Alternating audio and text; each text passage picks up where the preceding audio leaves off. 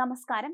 തീരത്ത് കളിച്ചുകൊണ്ടിരിക്കെ കടലിൽ വീണ ഫുട്ബോൾ കുട്ടികൾക്ക് എടുത്തു കൊടുത്ത ശേഷം പൊഴി കടക്കാൻ ശ്രമിച്ച യുവാവിനെ ചുഴിയിൽപ്പെട്ട് കാണാതായി. പൂന്തുറ ജോൺ പോൾ രണ്ടാമൻ തെരുവിൽ ഹൃദയദാസിന്റെയും ഷാർലറ്റിന്റെയും മകൻ ജോബിനെയാണ് കാണാതായത്. ഇന്നലെ വൈകിട്ടോടെയായിരുന്നു സംഭവം. വെൽഡിംഗ് തൊഴിലാളിയായിരുന്നു ജോബ്. വർക്ക്ഷോപ്പ് അടച്ചതിനെ തുടർന്ന് ഒപ്പം ജോലി ചെയ്യുന്ന ശ്രീകുട്ടൻ, അജീഷ്, മനുദാസ് എന്നിവർക്കൊപ്പം ഉച്ചയോടെ പൂന്തുറ പൊഴിക്കരയിലെത്തി ചൂണ്ടയിട്ട് മീൻ പിടിക്കുകയായിരുന്നു. ഈ സമയത്ത് പൂന്തുറ കടൽ തീരത്ത് കുട്ടികളുടെ സംഘം ഫുട്ബോൾ കളിച്ചിരുന്നു. കളിക്കിടയിൽ പന്ത് കടലിൽ വീണു. കുട്ടികൾ സഹായം ആവശ്യപ്പെട്ടതിനെ തുടർന്ന് ജോബ് കടലിലിറങ്ങി പന്തെടുത്ത് കുട്ടികൾക്ക് എറിഞ്ഞുകൊടുത്തു.